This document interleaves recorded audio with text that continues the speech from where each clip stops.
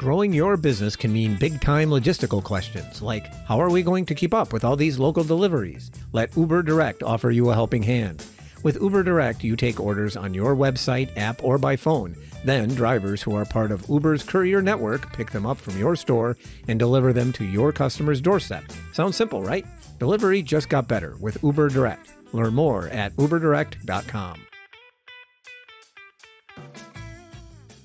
Hello, this is Jonathan Mays, Editor-in-Chief of Restaurant Business.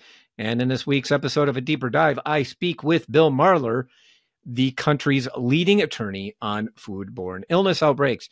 Bill is with the law firm Marler Clark and has represented victims of outbreaks and consulted with companies on foodborne illness issues for more than 30 years. We wanted to talk with him about the situation at McDonald's. As of right now, at least 75 people in 13 states, likely many more, have been sickened after eating quarter pounders at McDonald's in several Western states, notably Colorado and Nebraska. The issue appears to be linked to slivered onions.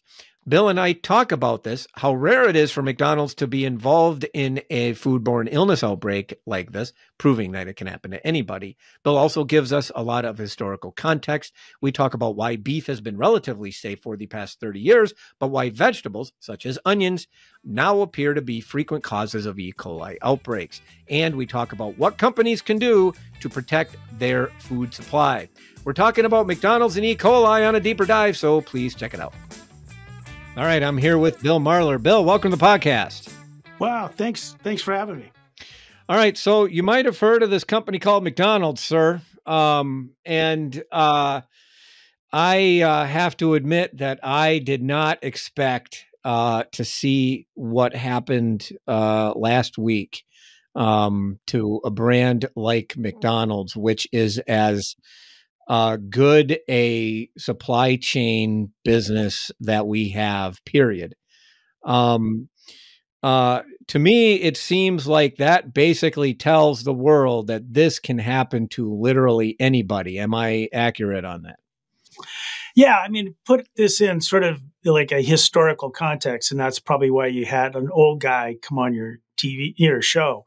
But, you know, McDonald's was involved in a terrible E. coli outbreak back in 1982. It was over 40 people were sickened with E. coli linked to undercooked hamburger.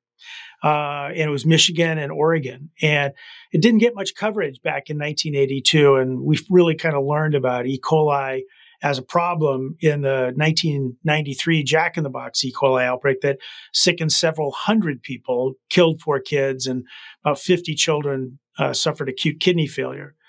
I had a few E. coli cases against McDonald's for undercooking hamburger in the 90s. But, you know, until Tuesday when my phone blew up with this, at the time, there was less than 50 people sick.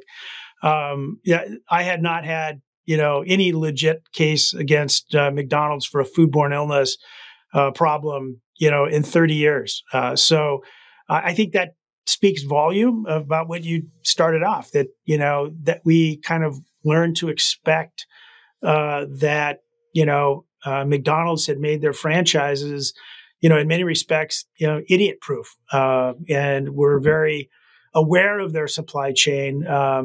And, you know, to see something like this happen, as you pointed out, if this can happen to, you know, McDonald's, it can happen to anybody. Yeah.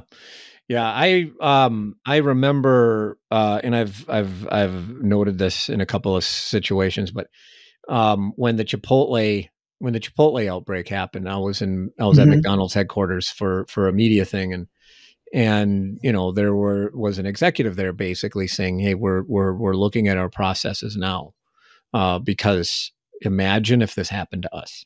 It was literally what he said, something along those lines.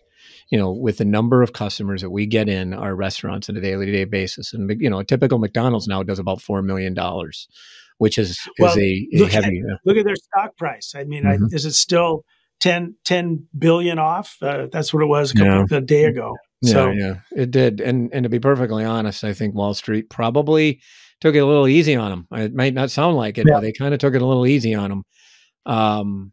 But, you know, your typical McDonald's has a ton of sales. So McDonald's getting this is just absent in, the supply chain discussion is potentially significant. I mean, my suspicion ultimately is this, it's going to grow well beyond the 75 people. Right. Yeah. For sure. And we're seeing that too. I mean, the most recent news, you may or may not have heard that, is that the Colorado Department of Agriculture has done some testing on meat, at least, leftover meat, and it's tested negative. I mean, and, people have asked me, well, could it be the hamburger?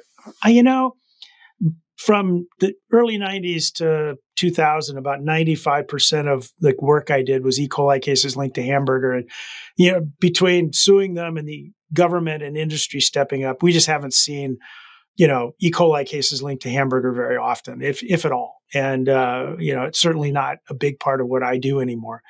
And so, when this outbreak happened, I pretty much thought, well, is it possible that it was, hamburger? Maybe, but to undercook hamburger across, 13 states, multiple restaurants seems, incredibly unlikely in 2024 at a McDonald's. So the fact that the FDA and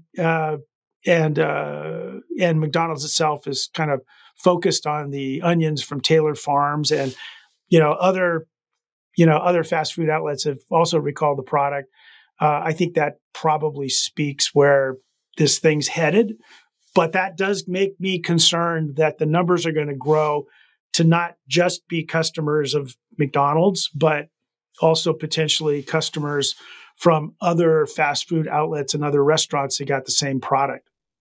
Yeah, I think McDonald's is pretty convinced that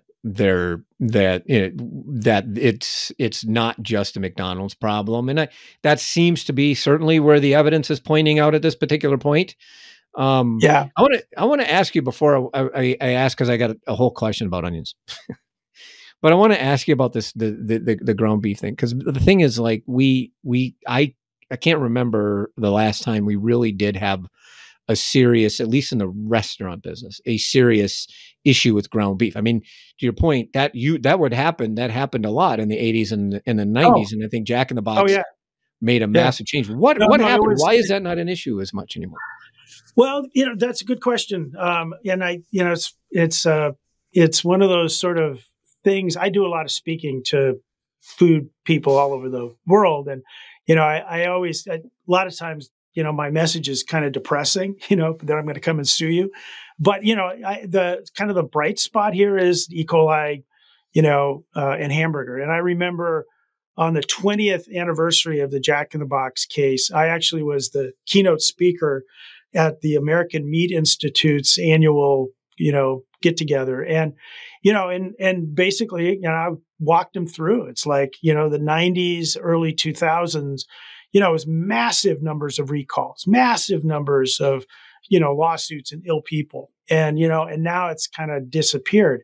So the question is why? Well, before 1993, it was perfectly legal to knowingly sell E. coli contaminated hamburger to the public.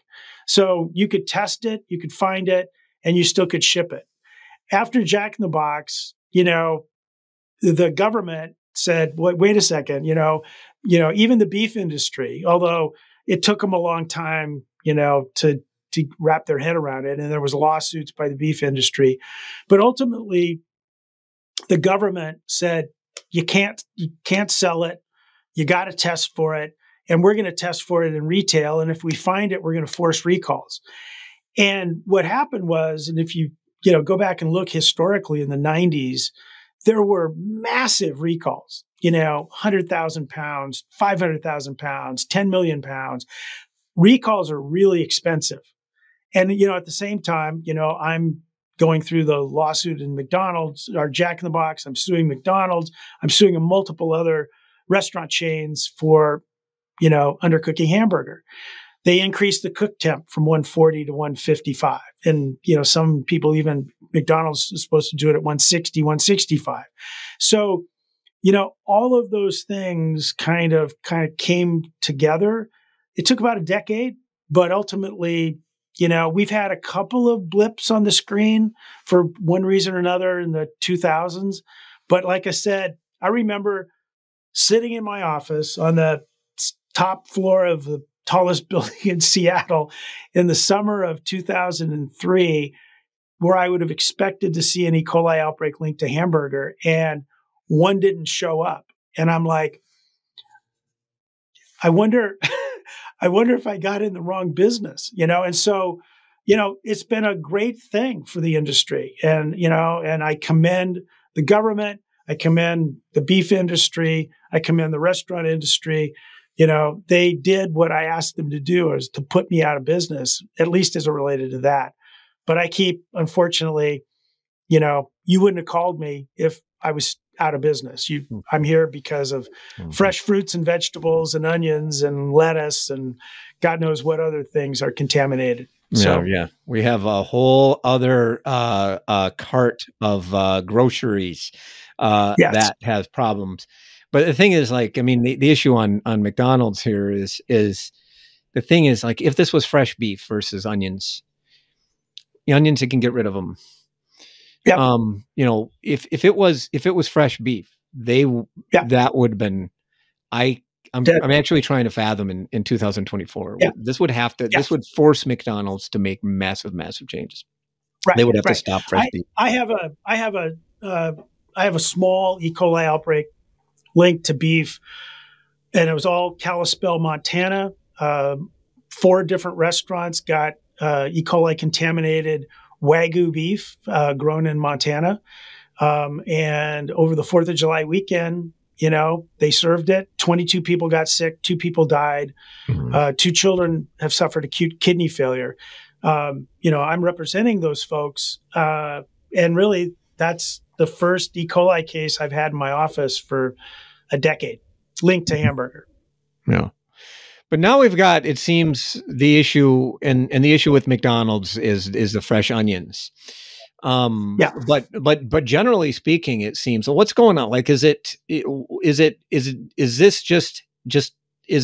there something about the processes that we keep seeing this situation happen with vegetables? I mean, we had leafy greens. I mean, I'm sometimes scared of getting lettuce at the grocery store personally. I mean, so the one thing about, I'm not a psychologist, I'm a trial lawyer, but we think a lot about psychology of humans. Why did it take a decade for the beef industry and restaurant industry to sort of move this whole E. coli in the hamburger ship? It seems to me should have been done oh my God, got to fix it. And they didn't do it. It just took, and the leafy green industry, the onion people, Sprouts, all of them are, there was the 2006 spinach outbreak linked to E. coli. And, these leafy green industry, that's our 9/11. That's our Jack in the Box. We're going to clean this up, but, I mean, I am busier in 2024 with leafy green cases than I was in the 90s linked to hamburger cases. And it's the same story over and over again. Everywhere you look, you find a cow. And now it's not cattle feces and hamburger ground up, making it more difficult to cook. It's where you grow your lettuce, where you grow your onions. And, you can see behind me the from the movie Poisoned, it's a photo for the trailer. And, you watch that movie and it just becomes, shockingly aware that, we cannot seem to, decide that it's probably not a great idea to grow ready to eat products in close proximity to cattle feces, or to, use water that is likely contaminated with cattle feces, because that's what causes these outbreaks. I mean, this is not rocket science, and the industry, they've done lots of things, people wear hairnets and they gloves and they clean their knives and stuff. But what they haven't come to grips with, because it's tough, it's how do you deal with agricultural land use issues? How do you deal with water rights issues? These are things that are very tough to deal with, not impossible to deal with. It's really where government and industry has to deal with it. And, it's like I was talking to somebody the other day, a business writer, and I said, with McDonald's stock price, dropping $10 billion. I said, they have $10 billion worth of reasons, 10 billion reasons why they probably should have spent a couple $1,000,000 making sure that the onions that they were getting from Taylor Farms were grown and processed in a place that couldn't get E. coli or was highly unlikely to get E. coli contamination. And so, I think the big box stores, the big box restaurants, the Costco's, the Walmarts, McDonald's, Burger King, Wendy's, they need to say, hey, enough's enough.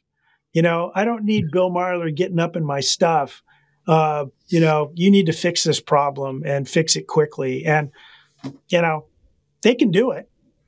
They can do it. Mm-hmm. Yeah, oh yeah, of course they can.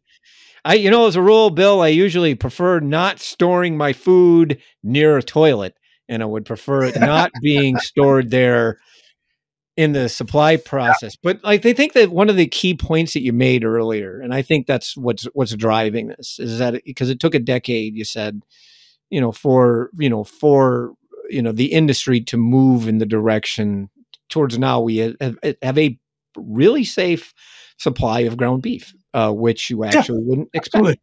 But, but I think the issue is it really took, the industry had to get to a point where it was costing them too much not to do it. Exactly. And I think the issue here is it's still, until the financial reality hits that they need to do it, because history is filled with stories of various things. You pick your industry of otherwise good people making financial decisions to not do the right thing because it would have cost them money and they would not have hit their quarterly earnings.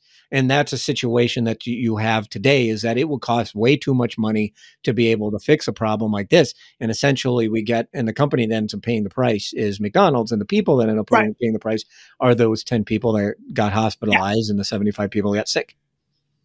But, I also do sometimes think it has, I think, although I don't disagree with you completely that it's financial considerations, sometimes I think it's just being lazy. Yeah. And I'll give you an example. It's like we've had tons of outbreaks linked to deli meat. We've had horrible outbreaks linked to deli meat. The Maple Leaf, 24 people dead. Bill Marler, hot dogs, 20 people dead. I'm involved with a listeria outbreak in South Africa where 200 people died from a deli meat. So it's not like we don't know that this stuff's out there. But like if you look at the Boar's Head outbreak and you look at the inspection reports for 2 years that I've seen that are out there in the public domain now, and these were inspection reports by public health officials writing this down every day, that essentially this plant, in my view, was better at making listeria than it was at making food safe for human consumption. And you have to ask yourself, it's like, this wasn't going to cost you millions of dollars to clean your facility. This is just stupidity and laziness that now cost 10 people their lives and will likely put some Boar's Head executives in jail. And so you kind of ask yourself, why would you not do that?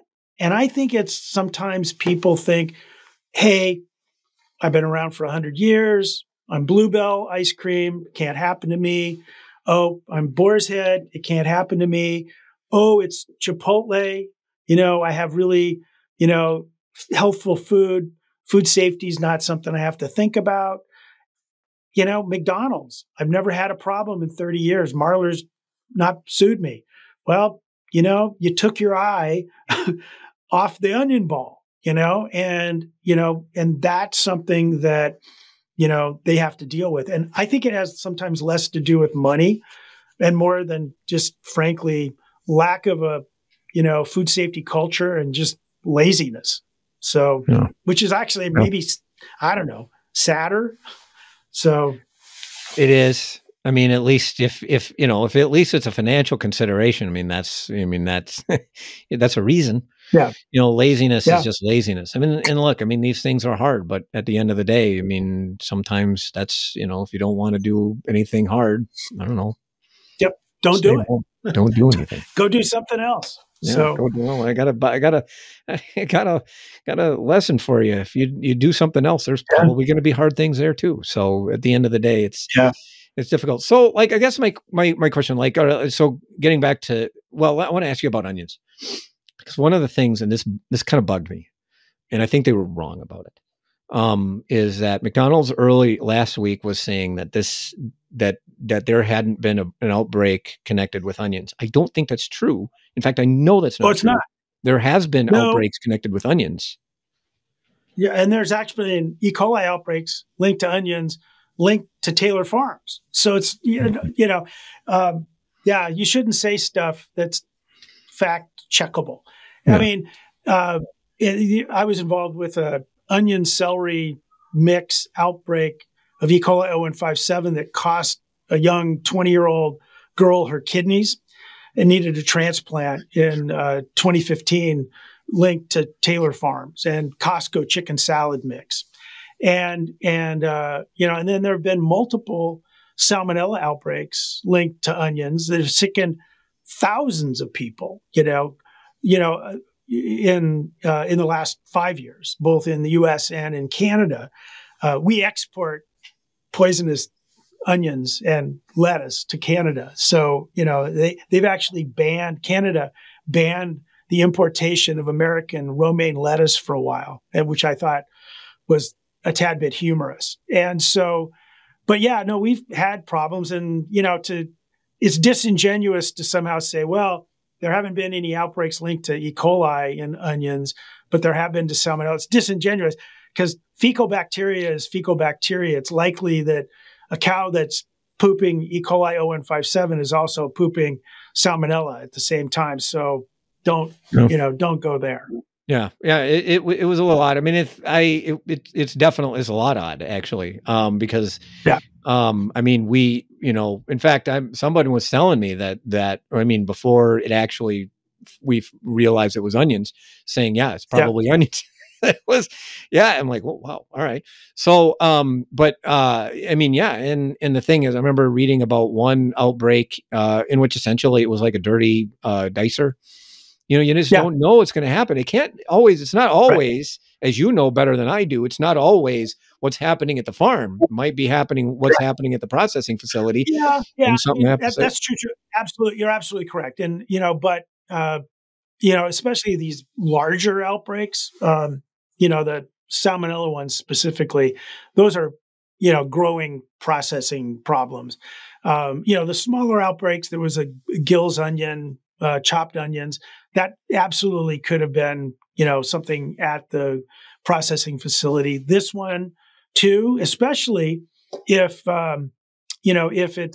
it winds up being limited to McDonald's, then it probably was a particular run of of onions, because I still thought that this thing might be lettuce, but nonetheless, onions that was produced for McDonald's. Maybe there was a particular run, and that's probably what the FDA and their traceback experts are looking at right now is, trying to, take all these points where people got sick, and there are culture positive cases, and they're pushing back and trying to figure out what was the process, where was the growing areas, and then they're going out to growing areas too. And they're going to be looking at the water supply. They're going to be looking, it's going to be difficult.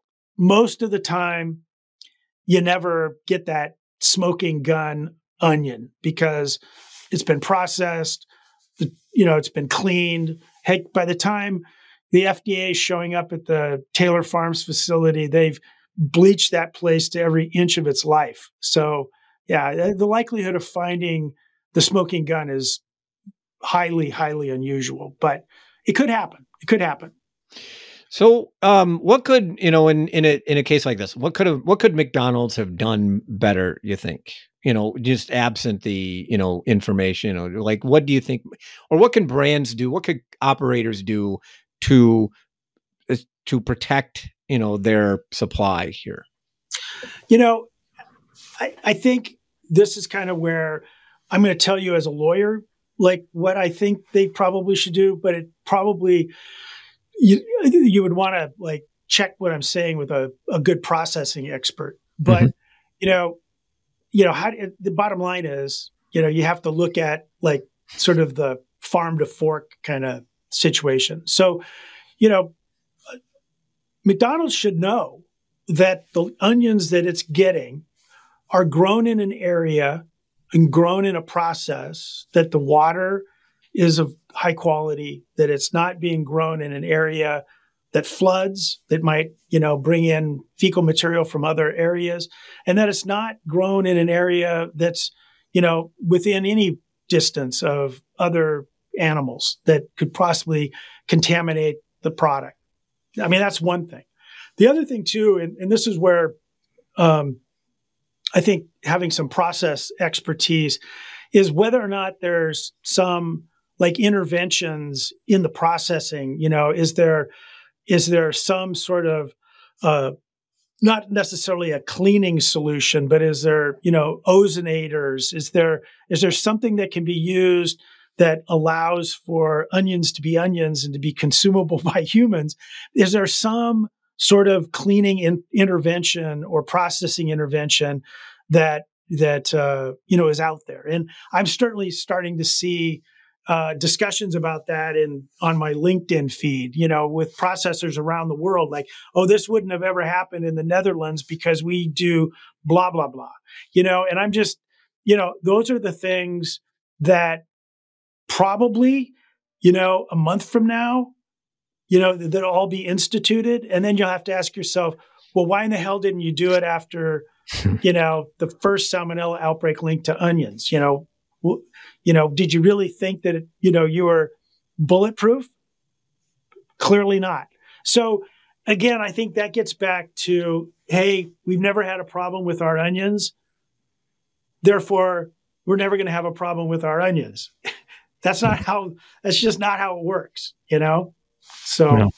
Yeah. Well, I mean, we're finding that, any kind of vegetable, frankly, could be potential contaminant, and no question about it. So really the lesson here, Bill, just eat ground beef and not vegetables. Well, yeah. Sometimes people ask me like, Bill, what do you eat? And I'm like, scotch and pizza. And, but pizza, pizza has been linked to an E. coli outbreak in France that killed some kids and put 50 in kidney failure because of the dough, because it was contaminated with E. coli. And we've seen more and more dough-related, flour-related E. coli and salmonella outbreaks linked in the last decade. And, and everybody's, even today, some of your listeners are going to go, what? Flour? It's dry. How could that have E. coli in it? Well, it's a raw agricultural product that you're putting on your kitchen counter as you roll out your dough for your, fancy pizza in your outdoor pizza oven. So that's why. There's one thing. I don't know how much time we got, but there's one thing I wanted to say about McDonald's, and I've known a lot of people in their food safety space, and they've all been really good. Yeah. They hate me, but they've all been really good. But one of the things that just sort of drove me crazy is when the president of McDonald's had a video of like explaining, what happened. And there was no recognition about his consumers that have been poisoned. And people say, oh, that's like, you're a lawyer. You want them to say you're sorry and then you're going to sue them. I'm going to sue them anyway. If they said they're sorry, that's not going to change. It's not going to make them more liable or more guilty. They're liable, period. But to not recognize that 75 of your customers got sick and 1 died and 2 had kidney failure and may have problems the rest of their life, may need a transplant, to not recognize that, even if you're pointing the finger at the onions, to just leave that alone and just not say something. I don't know who's advising them, but they should be fired. And you should come on and say, hey, look, you don't have to say, I did it. You can just say, I am really sorry that these people got sick, and we're going to get to the bottom of this. Yeah. We want to make sure this never happens again. Right. Now maybe he's fixed that. I don't know, but he did. I haven't seen it yet. His video that he posted on Sunday did include an apology. It was the first. Oh, it did. Yeah. Good. And it got drowned out a little bit by the fact that there was also news about the fact that it wasn't related to beef. But they did apologize. I mean, and to your point, I mean, and it's a really good point, and it just goes beyond this, because I remember it's actually a PR strategy is early on, don't apologize. And that's wrong. Right. I flat out, number one, you just got to be open, honest, because your point, and look, if people are hurt, and I'll go back to that Chipotle thing. Because they didn't really do nearly enough to apologize to the consumer early, late, or frankly, the investment community. And I remember being at an investor conference in the January after this happened, and Steve Ells is the top executives are presenting. He said the CDC had it wrong. Yeah, well, and they kept and they kept saying, "Oh, we got the best." Da da da da da. And they kept, and then the thing is, though, he was presenting to a large group of investors, analysts, mutual fund managers, yada yada yada, and all of them had lost a lot of money on Chipotle stock, because Chipotle stock got wiped out by like 50+ %. Yeah, right. And not one apology to this group. I mean, and again, there's the customers, which is more important, but there was also this other thing. You should probably apologize to the investors in your company. Like, look, we're really sorry that this happened. We're fixing it. We're going to move forward. And that's kind of the issue. We don't see enough apologies early on in these situations. And frankly, there needs to be an apology soon. I agree. And, I remember, I have too many stories. I could probably talk forever, but, I remember during the Odwalla E. coli outbreak back in 1996, and then it was, Odwalla, prided itself on this, healthful juice that was unpasteurized. And, they poisoned a bunch of people and killed a kid in Colorado. And, I represented a bunch of those kids, and I got a call from the president of the company. I in the news, saying they poisoned and killed people. And he called me and he goes, "I'd like to come up to Seattle and meet the families you represent." I'm like, "Come on up." So he comes up, we go to we met at Children's Hospital. The kid was still undergoing dialysis. Parents came down and he apologized to them. And he just said, "This is the same stuff I feed my kids. And we learned a lot more, that during the course of the litigation. But they went out the next day and said, "We're going to start pasteurizing our juice. I'm really sorry this has happened. And we're going to pay all these kids' medical expenses, no strings attached." And, it didn't completely solve the problem. But if you go back and look at like the articles that were written about Chipotle back then, they were all at Chipotle. Odwalla, look at those articles that were written about Odwalla back then. They're all pretty positive.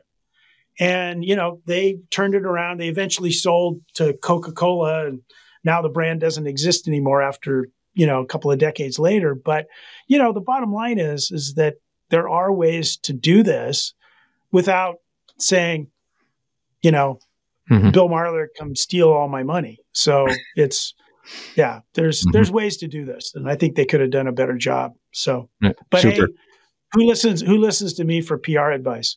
Yeah, nobody listens to me either. So we're both in the same boat. Bill, this was great. I appreciate you joining me on the podcast. Well, it was fun, and thanks. I'll send you I'll send you some money for my therapy bill because it's always talking. I feel like I can sleep now. So thank you. Anyway, thanks. Have a great, and I'm glad you're covering this. All Thank you very much. All right, cool. And that should do it for this week's episode of A Deeper Dive, which was edited, as always, by Spoons. Artwork by Nico Hines. You may find this and other episodes of the podcast on our website at www.restaurantbusinessonline.com/article/deeper-dive. And you may follow us on Apple Podcasts or Spotify. I'm Jonathan Mays, your host, podcast producer, and the editor-in-chief of Restaurant Business. Thank you for listening. Growing your business can mean big-time logistical questions like, how are we going to keep up with all these local deliveries? Let Uber Direct offer you a helping hand. With Uber Direct, you take orders on your website, app, or by phone. Then drivers who are part of Uber's courier network pick them up from your store and deliver them to your customer's doorstep. Sounds simple, right? Delivery just got better with Uber Direct. Learn more at uberdirect.com.